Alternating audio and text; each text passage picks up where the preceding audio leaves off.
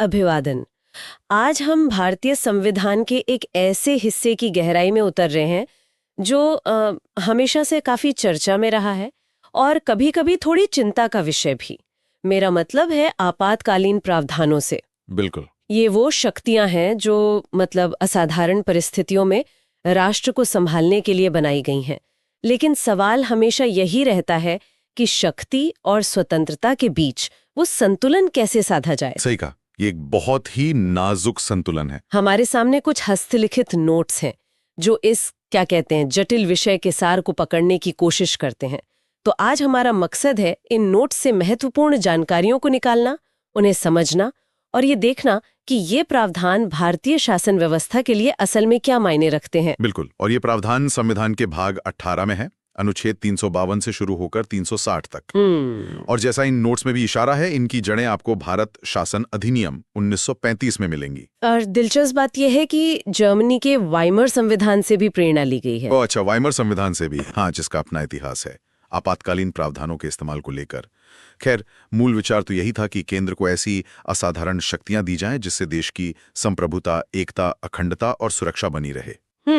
तो चलिए इन प्रावधानों की अलग-अलग परतों को खोलते हैं, देखते हैं नोट्स क्या कहते हैं। शुरुआत में ही नोट्स में साफ लिखा है कि आपातकाल की घोषणा का अधिकार राष्ट्रपति के पास है और ये पूरे देश या फिर उसके किसी खास हिस्से पर भी लागू हो सकती है। जी हाँ। और मुख्य रूप से 3 तरह के आपातकाल की बात की गई है ना? हाँ, नोट्स इन्हें बिल्कुल साफ साफ 3 श्रेणियों में बांटते हैं। पहला है राष्ट्रीय आपातकाल, मतलब नेशनल इमरजेंसी। ये अनुच्छेद 352 के तहत आता है। ये सबसे गंभीर स्थितियों के लिए है, जैसे युद्ध हो गया या कोई बाहरी आक्रमण या फिर सशस्त्र विद्रोह। ठीक है। दूसरा है राज्य आपातकाल, या जिसे ज्यादातर लोग राष्ट्रपति शासन कहते हैं, प्रेसिडेंट्स रूल। ये अनुच्छेद 356 और 365 के तहत है, जब किसी राज्य का शासन संविधान के हिसाब से ना चल पा रहा हो। और तीसरा है वित्तीय आपातकाल, फाइनेंशियल इमरजेंसी। अच्छा। अनुच्छेद 360, जब देश की वित्तीय स्थिरता खतरे में हो। ओके।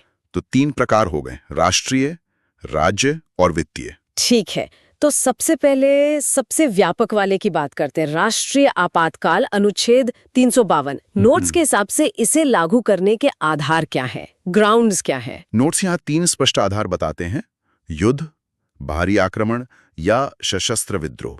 और यहीं पर एक बहुत बहुत महत्वपूर्ण बिंदु है जिसे नोट्स भी उजागर करते हैं, वो है सशस्त्र विद्रोह, यानी आर्म्ड रिबेलियन। हाँ। ये मूल संविधान में नहीं था, पहले इसकी जगह आंतरिक अशांति यानी इंटरनल डिस्टर्बेंस शब्द था। अच्छा। लेकिन 1975 का जो आपातकाल लगा था, वो इसी आंतरिक अशांति के आधार पर लगाया गया था। अच्छा। उसके अनुभव के बाद 44वें संविधान संशोधन जो 1978 में हुआ, उसके द्वारा इसे सशस्त्र विद्रोह से बदल दिया गया। तो आंतरिक अशांति को हटा दिया गया। हाँ, क्योंकि वो एक बहुत ही व्यापक और अस्पष्ट शब्द था। उसके दुरुपयोग की काफी संभावना थी। सशस्त्र विद्रोह कहीं ज्यादा ठोस और सीमित आधार हैं। हाँ, ये तो एक बड़ा बदलाव था। इससे दुरुपयोग की गुंजाइश कम हुई होगी। अच्छा, नोट्स इसके प्रक्रिया के बारे में क्या कहते हैं? क्या राष्ट्रपति अपनी मर्जी से कभी भी घोषणा कर सकते हैं? नहीं, बिल्कुल नहीं। और यहीं पर 44वें संशोधन ने एक और महत्वपूर्ण सुरक्षा कवच जोड़ा है। नोट्स इस बात पर जोर देते हैं कि राष्ट्रपति राष्ट्रीय आपातकाल की घोषणा केवल मंत्रिमंडल यानी कैबिनेट की लिखित सिफारिश पर ही कर सकते हैं। लिखित सिफारिश? हाँ, रिटन रिकमेंडेशन। मतलब सिर्फ प्रधानमंत्री की सलाह काफी नहीं है, बल्कि पूरे मंत्रिमंडल, जिसमें प्रधानमंत्री और कैबिनेट स्तर के मंत्री शामिल हैं, उनकी लिखित सहमति जरूरी है। ओके। घोषणा होने के बाद इसे 1 महीने के भीतर संसद के दोनों सदनों से विशेष बहुमत, मतलब स्पेशल मेजॉरिटी से अनुमोदित कराना अनिवार्य है। विशेष बहुमत वो क्या होता है? उपस्थित और मतदान करने वाले सदस्यों का कम से कम 2/3 बहुमत। ठीक है, समझ गई। और अगर उस समय लोकसभा भंग हो, नोट्स में इसका भी जिक्र है? हाँ, नोट्स उस स्थिति को भी साफ करते हैं। अगर घोषणा के समय लोकसभा भंग है या घोषणा के बाद 1 महीने के अंदर बिना अनुमोदन दिए भंग हो जाती है, तो प्रक्रिया थोड़ी बदल जाती है। पहले राज्यसभा से अनुमोदन लेना होगा, फिर जब नई लोकसभा का गठन होता है तो उसकी पहली बैठक से 30 दिनों के भीतर उसे भी विशेष बहुमत से अनुमोदन देना होगा, वरना घोषणा खत्म हो जाएगी। समझ गई। अब नोट्स में एक बात थोड़ी कंफ्यूजिंग सी लगती है। लिखा है कि यह अनिश्चित काल तक चल सकता है, लेकिन फिर ये भी लिखा है कि हर 6 महीने में अनुमोदन जरूरी है। ये कैसे काम करता है? हाँ, ये विरोधाभास नहीं है, बल्कि एक और सेफ्टी मेजर है जिसे 44वें संशोधन नहीं जोड़ा था। संशोधन से पहले क्या था कि एक बार संसद से मंजूरी मिल गई तो आपातकाल अनिश्चित काल तक चल सकता था, जब तक राष्ट्रपति उसे वापस ना ले। अच्छा। लेकिन अब जैसा नोट्स बताते हैं, इसे जारी रखने के लिए हर 6 महीने में संसद के दोनों सदनों से विशेष बहुमत द्वारा फिर से अनुमोदन लेना अनिवार्य है। हर 6 महीने में? जी हाँ। तो तकनीकी रूप से देखें तो ये अनिश्चित काल तक चल सकता है, पर शर्त यह है कि संसद हर 6 महीने में इसकी समीक्षा करे और इसे जारी रखने की अनुमति दे। ठीक है। और इसे हटाने का भी तरीका है? हाँ, हटाने के लिए भी एक प्रक्रिया है। अगर लोकसभा साधारण बहुमत सिंपल मेजॉरिटी से इसे समाप्त करने का प्रस्ताव पारित कर दे तो राष्ट्रपति को घोषणा वापस लेनी पड़ती है। ओके। नोट्स में ये भी दर्ज है कि भारत में अब तक 3 बार राष्ट्रीय आपातकाल लगाया गया है। हाँ, बिल्कुल सही। पहली बार अक्टूबर 1962 में, जब चीन ने एनीफे पर आक्रमण किया था। एनीफा यानी आज का अरुणाचल प्रदेश। जी, ये जनवरी 1968 तक चला था। दूसरी बार दिसंबर 1971 में पाकिस्तान के साथ युद्ध छिड़ने पर, और तीसरी बार जो सबसे ज्यादा विवादास्पद रहा वो जून 1975 में आंतरिक अशांति के आधार पर लगाया गया था। हाँ, वो तो काफी चर्चा में रहा है। दिलचस्प बात यह है कि 1971 वाला आपातकाल उस समय भी लागू था जब 1975 वाला लगाया गया। नोट्स में 1975 के आपातकाल के समय के राष्ट्रपति फखरुद्दीन अली अहमद का नाम भी है। अच्छा। और ये दोनों मतलब 1971 और 1975 वाले मार्च 1977 में एक साथ वापस लिए गए। नोट्स में मिनर्वा मिल्स केस का भी जिक्र है अनुच्छेद 355 के संदर्भ में। नोट्स का विवरण यहाँ थोड़ा छोटा है, पर इसका क्या महत्व है? हाँ, नोट्स अनुच्छेद 355 का उल्लेख करते हैं। ये अनुच्छेद कहता है कि केंद्र सरकार का ये कर्तव्य है कि वो हर राज्य की बाहरी आक्रमण और आंतरिक अशांति से रक्षा करे और ये भी सुनिश्चित करे कि हर राज्य का शासन संविधान के अनुसार चल रहा है। ठीक है। मिनर्वा मिल्स मामला जो 1980 का है, वो मुख्य रूप से 42वें संशोधन के कुछ प्रावधानों को चुनौती देने और आपातकालीन शक्तियों की न्यायिक समीक्षा मतलब जुडिशियल रिव्यू के दायरे से जुड़ा है। इस मामले में सुप्रीम कोर्ट ने यह स्थापित किया कि अनुच्छेद 352 के तहत राष्ट्रीय आपातकाल की घोषणा की न्यायिक समीक्षा हो सकती है। अच्छा, मतलब कोर्ट देख सकता है? हाँ, हालांकि इसका दायरा सीमित है। कोर्ट ये देख सकता है कि क्या घोषणा दुर्भावनापूर्ण मालाफाइड थी या पूरी तरह से अप्रासंगिक तथ्यों पर आधारित थी या तर्कहीन थी। नोट का इशारा शायद इस तरफ है कि अनुच्छेद 355 के तहत केंद्र का दायित्व भी न्यायिक समीक्षा के दायरे में आ सकता है या आपातकाल की घोषणा से प्रभावित हो सकता है। सटीक लिंक नोट से पूरी तरह साफ नहीं है, लेकिन फिर भी मिनर्वा मिल्स का मुख्य योगदान आपातकालीन घोषणाओं पर न्यायिक निगरानी को स्थापित करना था। तो ये थी राष्ट्रीय आपातकाल की व्यवस्था। लेकिन अगर संकट सिर्फ एक राज्य के भीतर हो तो संविधान क्या कहता है? यहीं पर राज्य आपातकाल या जिसे हम आमतौर पर राष्ट्रपति शासन कहते हैं उसकी बात आती है। अनुच्छेद 356 और 365। नोट्स इसके आधार क्या बताते हैं? इसके 2 मुख्य आधार हैं, जैसा कि नोट्स में स्पष्ट किया गया है। पहला, अनुच्छेद 356 के तहत अगर राष्ट्रपति को राज्य के राज्यपाल से रिपोर्ट मिलने पर या किसी और स्रोत से यह समाधान हो जाता है कि राज्य में ऐसी स्थिति बन गई है कि वहां का शासन संविधान के प्रावधानों के अनुसार नहीं चलाया जा सकता, मतलब संवैधानिक तंत्र की विफलता। बिल्कुल, कॉन्स्टिट्यूशनल मशीनरी फेलियर। और दूसरा आधार अनुच्छेद 365 में है। इसके अनुसार अगर कोई राज्य केंद्र सरकार द्वारा दिए गए निर्देशों का पालन करने में विफल रहता है तो राष्ट्रपति ये मान सकते हैं कि उस राज्य में संवैधानिक तंत्र विफल हो गया है और राष्ट्रपति शासन लगा सकते हैं। नोट्स में कुछ दिलचस्प फैक्ट्स भी हैं, जैसे कि पहली बार इसका इस्तेमाल पंजाब में 1951 में हुआ था। हाँ। और सबसे ज्यादा बार मणिपुर और उत्तर प्रदेश में इसका प्रयोग हुआ है। हाँ, ये आंकड़े दिखाते हैं कि इस प्रावधान का इस्तेमाल काफी बार हुआ है, शायद संविधान निर्माताओं ने जितनी उम्मीद की थी उससे कहीं ज्यादा। और ये अक्सर राजनीतिक विवाद का केंद्र भी रहा है। इसकी प्रक्रिया राष्ट्रीय आपातकाल से थोड़ी अलग है। राष्ट्रपति शासन की घोषणा को 2 महीने के भीतर संसद के दोनों सदनों से साधारण बहुमत सिंपल मेजॉरिटी द्वारा अनुमोदित कराना होता है। 2 महीने? राष्ट्रीय वाले में तो 1 महीना था। जी हाँ, इसमें 2 महीने हैं और साधारण बहुमत चाहिए, विशेष नहीं। एक बार अनुमोदन मिलने पर यह 6 महीने तक चलता है। इसे हर 6 महीने में संसद की मंजूरी लेकर आगे बढ़ाया जा सकता है, लेकिन नोट्स के अनुसार सामान्य परिस्थितियों में अधिकतम 3 साल तक ही। और 3 साल की सीमा के बाद? क्या नोट्स किसी अपवाद का जिक्र करते हैं? पहला, अगर उस समय देश में राष्ट्रीय आपातकाल अनुच्छेद 352 लागू हो, या दूसरा, अगर चुनाव आयोग ये प्रमाणित कर दे कि उस राज्य विशेष में विधानसभा चुनाव कराना संभव नहीं है। केवल इन्हीं 2 स्थितियों में इसे 3 साल से आगे बढ़ाया जा सकता है। ओके, इसका प्रभाव क्या होता है राज्य पर? नोट्स कहते हैं कि राज्य की मंत्रिपरिषद बर्खास्त हो जाती है और विधानसभा या तो निलंबित कर दी जाती है या भंग, सस्पेंडेड या डिसॉल्व्ड। लेकिन यह भी लिखा है कि मौलिक अधिकारों पर कोई सीधा प्रभाव नहीं पड़ता। ये बात सही है? ये बिल्कुल सही है। राष्ट्रपति शासन लागू होने पर राज्य की कार्यकारी शक्तियां राष्ट्रपति के पास आ जाती हैं, जिन्हें वे सामान्यतः राज्यपाल के माध्यम से प्रयोग करते हैं। राज्य विधानमंडल की शक्तियां संसद द्वारा प्रयोग की जाती हैं। राष्ट्रपति राज्य सरकार के सारे काम अपने हाथ में ले सकते हैं। राज्य की मंत्रिपरिषद भंग कर दी जाती है। विधानसभा को या तो निलंबित रखा जाता है, मतलब सदस्य बने रहते हैं पर सदन काम नहीं करता, या फिर भंग कर दिया जाता है, जिसका मतलब है नए चुनाव कराने होंगे। और हाँ, ये महत्वपूर्ण अंतर है कि राष्ट्रीय आपातकाल के विपरीत यहाँ नागरिकों के मौलिक अधिकारों पर सीधा वैसा प्रभाव नहीं पड़ता जैसा अनुच्छेद 358 और 359 के तहत राष्ट्रीय आपातकाल में होता है। नोट्स में एसआर बोम्मई मामले का जिक्र काफी प्रमुखता से है। 1994 का ये केस, ये इतना महत्वपूर्ण क्यों माना जाता है? एसआर बोम्मई बनाम भारत संघ मामला राष्ट्रपति शासन के दुरुपयोग को रोकने की दिशा में एक मील का पत्थर है। सही कहा आपने। सुप्रीम कोर्ट ने इसमें कई महत्वपूर्ण सिद्धांत दिए, जैसा नोट्स इशारा करते हैं।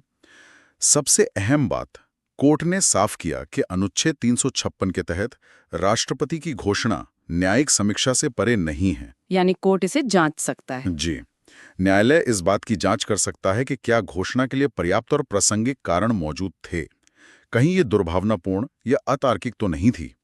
कोर्ट ने यह भी कहा कि राज्य विधानसभा को संसद से अनुमोदन मिलने से पहले भंग नहीं किया जाना चाहिए, उसे केवल निलंबित रखा जा सकता है। अच्छा, ये बड़ा पॉइंट है। और अगर न्यायालय घोषणा को असंवैधानिक पाता है तो वो भंग विधानसभा को पुनर्जीवित कर सकता है और बर्खास्त सरकार को बहाल भी कर सकता है। अरे वाह! इसने केंद्र द्वारा अनुच्छेद 356 के मनमाने इस्तेमाल पर एक बहुत जरूरी अंकुश लगाया।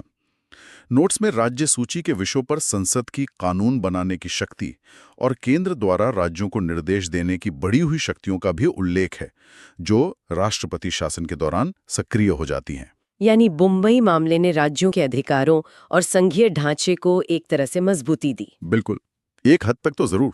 चलिए अब तीसरे प्रकार पर आते हैं, वित्तीय आपातकाल, अनुच्छेद 360। नोट्स कहते हैं कि ये आज तक कभी लागू नहीं हुआ। ये जानकारी बिल्कुल सही है। जैसा नोट्स में लिखा है, भारत में आज तक वित्तीय आपातकाल, फाइनेंशियल इमरजेंसी लगाने की नौबत नहीं आई है।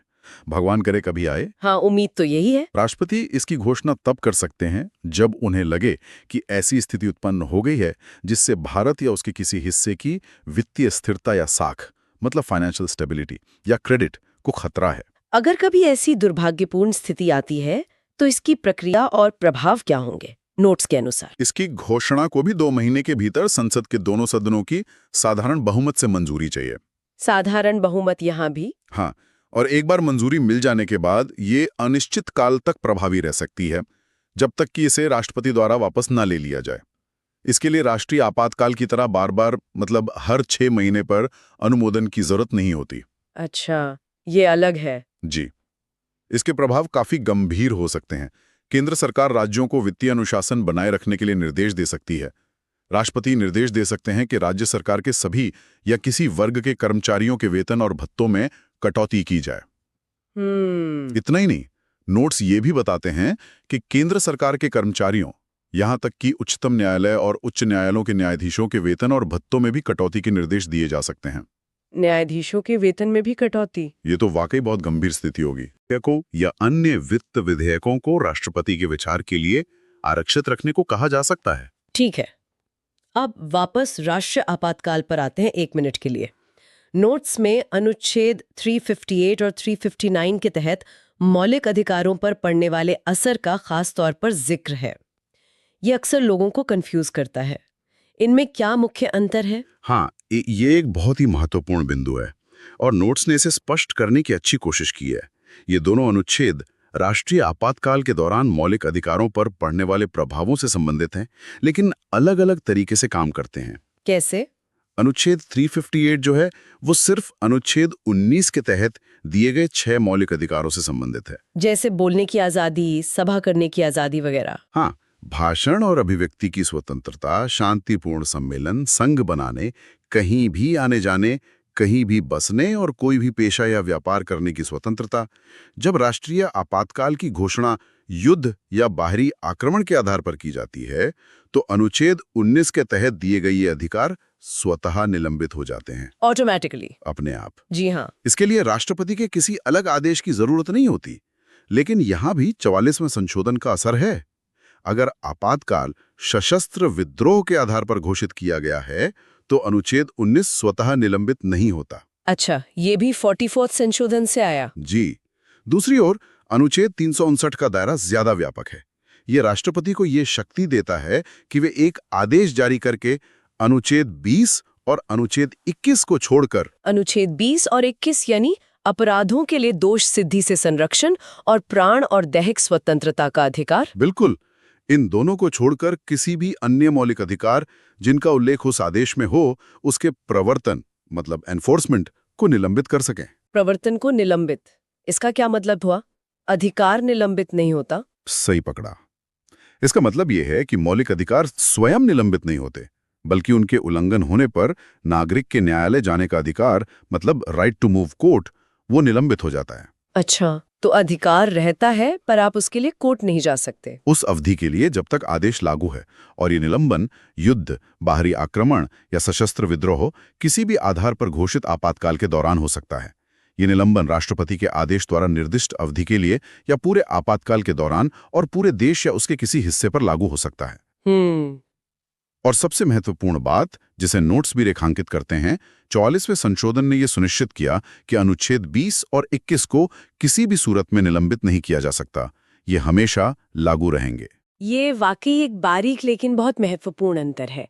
यानी अनुच्छेद 358 के तहत अनुच्छेद 19 कुछ शर्तों के साथ खुद ही सस्पेंड हो जाता है, जबकि अनुच्छेद 359 के तहत राष्ट्रपति आदेश द्वारा अनुच्छेद 20 और 21 को छोड़कर बाकी अधिकारों के हनन पर कोर्ट जाने का रास्ता बंद कर सकते हैं। और अनुच्छेद 20 और 21 का संरक्षण तो हर हाल में बना रहता है। ये जीवन और स्वतंत्रता के अधिकार के लिए एक बड़ी गारंटी है। बिल्कुल सही। ये संतुलन बनाने की कोशिश है कि राष्ट्र की सुरक्षा सर्वोपरि रहे, लेकिन नागरिकों के सबसे बुनियादी अधिकार भी सुरक्षित रहें। जाहिर है इतनी व्यापक शक्तियों की आलोचना तो होगी ही। नोट्स में भी इन प्रावधानों की कुछ आलोचनाओं का जिक्र है। क्या मुख्य बातें हैं? हाँ, और ये आलोचनाएं कोई नई नहीं है, संविधान सभा के समय से ही चली आ रही हैं। जैसा कि नोट्स बताते हैं, आलोचकों का मुख्य तर्क यह है कि आपातकाल के दौरान मौलिक अधिकार लगभग निष्प्रभावी हो जाते हैं, जिससे भारत का जो लोकतांत्रिक ढांचा है वो एकात्मक मतलब यूनिटरी और अलोकतांत्रिक अनडेमोक्रेटिक बन सकता है। राष्ट्रपति हालांकि मंत्रिमंडल की सलाह पर काम करते हैं, फिर भी अत्यधिक शक्तिशाली प्रतीत हो सकते हैं। राज्यों की स्वायत्तता, चाहे वो विधायी हो, कार्यकारी या वित्तीय, वो काफी हद तक समाप्त हो जाती है, जिससे संघीय सिद्धांत फेडरल प्रिंसिपल को धक्का लगता है। हाँ, केंद्र ज्यादा शक्तिशाली हो जाता है। बिल्कुल। और वित्तीय आपातकाल में तो राज्यों की वित्तीय स्वायत्तता लगभग पूरी तरह खत्म हो सकती है। नोट्स में संविधान सभा के कुछ सदस्यों के कथन भी हैं।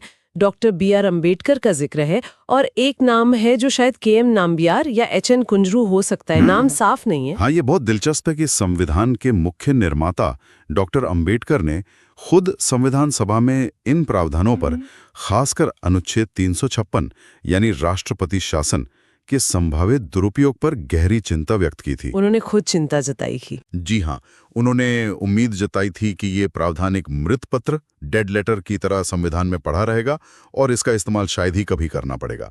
लेकिन जैसा हमने देखा, इतिहास कुछ और ही रहा। हाँ, वो तो है। नोट्स में एक अन्य सदस्य जिनका नाम HN कुंजरू या KM नाम्बियार हो सकता है, उनका भी उल्लेख है, जिन्होंने इन प्रावधानों को संविधान के साथ धोखा और संघीयता के सिद्धांतों के साथ खिलवाड़ तक कह दिया था। अरे बाप रे, संविधान के साथ धोखा? हाँ, तो ये उदाहरण दिखाते हैं कि संविधान बनाते समय भी इन असाधारण शक्तियों को लेकर कितनी गंभीर बहस और चिंताएं मौजूद थीं। तो ये थे भारतीय संविधान के आपातकालीन प्रावधानों पर आधारित इन हस्तलिखित नोट्स के कुछ प्रमुख बिंदुओं और उनका विश्लेषण। ये तो साफ है कि ये प्रावधान देश की संप्रभुता, एकता, अखंडता और सुरक्षा जैसी बड़ी चुनौतियों से निपटने के लिए बनाए गए थे, लेकिन साथ ही इनकी जो व्यापक प्रकृति है और जो शक्तियां देते हैं, उनके कारण इनके दुरुपयोग की आशंकाएं हमेशा बनी रही हैं और संघीय ढांचे पर इनके प्रभाव को लेकर भी चिंताएं रही हैं। निश्चित रूप से ये हमेशा से, जैसा आपने शुरू में कहा था, राष्ट्रीय सुरक्षा और अखंडता की जरूरत और दूसरी ओर व्यक्तिगत स्वतंत्रता व राज्यों की स्वायत्तता के सम्मान के बीच एक बहुत ही नाजुक संतुलन साधने का प्रयास रहा है। 44 में संशोधन और एसआर मुंबई जैसे महत्वपूर्ण न्यायिक निर्णयों ने इस संतुलन को बेहतर बनाने की कोशिश जरूर की है। शक्तियों के मनमाने उपयोग पर कुछ अंकुश लगाने की कोशिश हुई है, लेकिन ये बहस आज भी उतनी ही प्रासंगिक है और जारी है। इन प्रावधानों की बारीकियों को, उनके पीछे की सोच को और उनके प्रभावों को समझना, ये वास्तव में भारतीय लोकतंत्र की कार्यप्रणाली को, इसकी शक्तियों और इसकी चुनौतियों को समझने के लिए बेहद जरूरी है। बिल्कुल। और शायद यहाँ एक वितारणीय प्रश्न छोड़ा जा सकता है, जिस पर आगे भी सोचा जा सकता है कि क्या आपातकालीन शक्तियों के संभावित दुरुपयोग को रोकने के लिए मौजूदा संवैधानिक और न्यायिक सुरक्षा उपाय पर्याप्त हैं, जैसे मंत्रिमंडल की लिखित सलाह की अनिवार्यता, निश्चित अंतराल पर संसदीय अनुमोदन की जरूरत, न्यायिक समीक्षा का दायरा। क्या ये काफी है? अच्छा सवाल है। या फिर हमारे समय की बदलती हुई परिस्थितियों और पिछले अनुभवों को देखते हुए इन सुरक्षा उपायों में और सुधार या ज्यादा स्पष्टता लाने की आवश्यकता है? ये एक ऐसा सवाल है जिस पर निरंतर सार्वजनिक और अकादमिक विमर्श होते रहना चाहिए, ताकि शक्ति और स्वतंत्रता के बीच का ये संवेदनशील संतुलन हमेशा बना रहे। बहुत सही कहा। इस गहरी और विस्तृत जानकारी के लिए आपका बहुत बहुत धन्यवाद।